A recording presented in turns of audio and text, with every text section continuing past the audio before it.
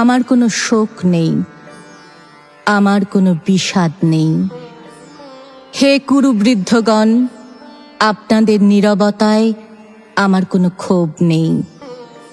পিতামহ ভীষ্ম, ক্ষমা করবেন, আপনাকেও প্রণতি জানাবার স্থিরতা আজ নেই। আর কর্ণ, তোমার জন্য ঘৃণাও বড় বেশি মনে হয়। আর হে আমার পঞ্চস্বামী, আর্যাবর্ত বিজয়ী বীরশ্রেষ্ঠ অর্জুন, শক্তিমান ভীম, নকুল, সহদেব আর আপনি ধর্মপুত্র, আপনারা আমার কৃতজ্ঞ অভিবাদন গ্রহণ করুন। আমি সর্বজ্ঞা নই, যজ্ঞভূমের অগ্নি থেকে আমার জন্ম, ধর্মাধর্মের ক্ষুরোধার পথ আমার অজানিত।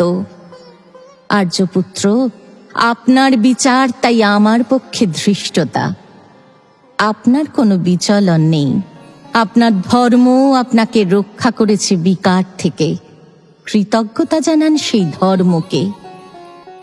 ভীমসেন, তোমাকে আমি ভালোবাসা দিইনি কখনো, তাই তা ফিরেও চাইনি।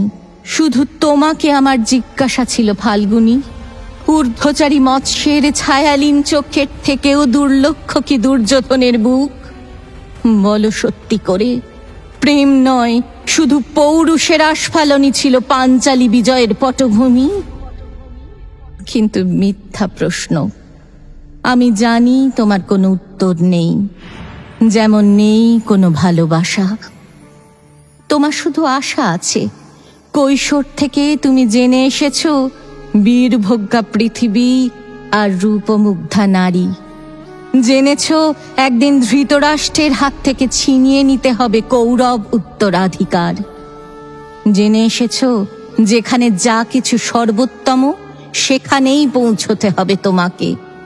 শুধু এই কুমারী লক্ষ্যের দিকেই তোমার দৃষ্টি ধনঞ্জয়।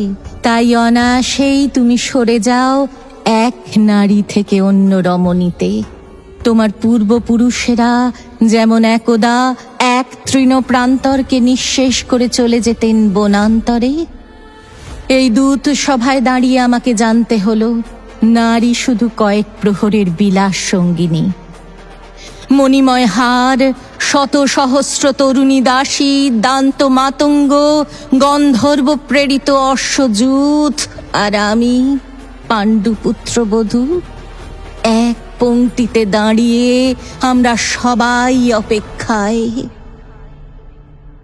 পিতৃগৃহে যেমন দেখেছিলাম আহিরিনীরা দূর গ্রাম থেকে নিয়ে আসে তাদের পসরা, আর তার উপর ঝুঁকে পড়ে লুব্ধ ক্রেতার দল, আমাদের ব্যবহার করার জন্য তেমনি উন্মুখ হয়ে আছে যারা আমার পতির আত্মীয়।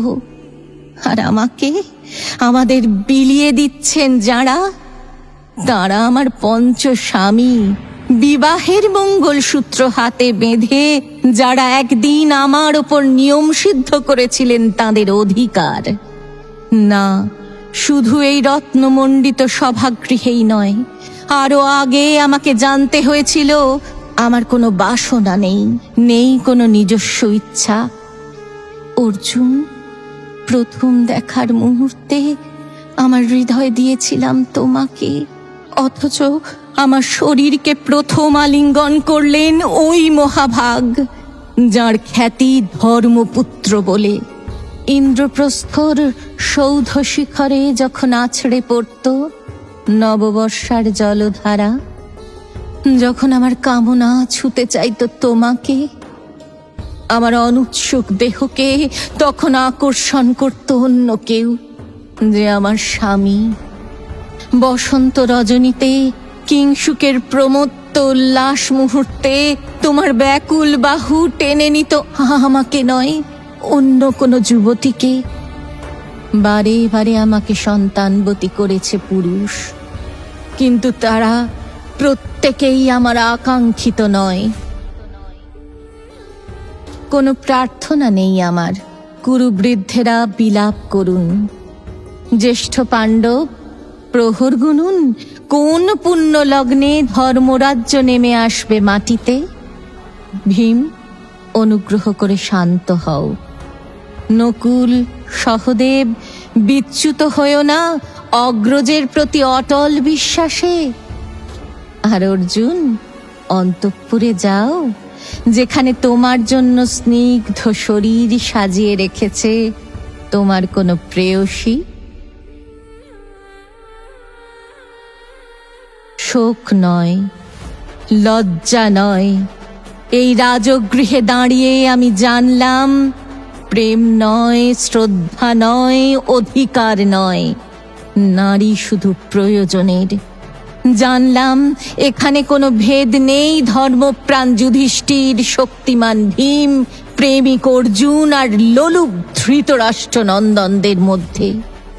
প্রতিকার চাইছি না, যা শুধু বিলাসের সেই বস্ত্র ছিনিয়ে নেয় যদি কোনো দুঃশাসন নিক।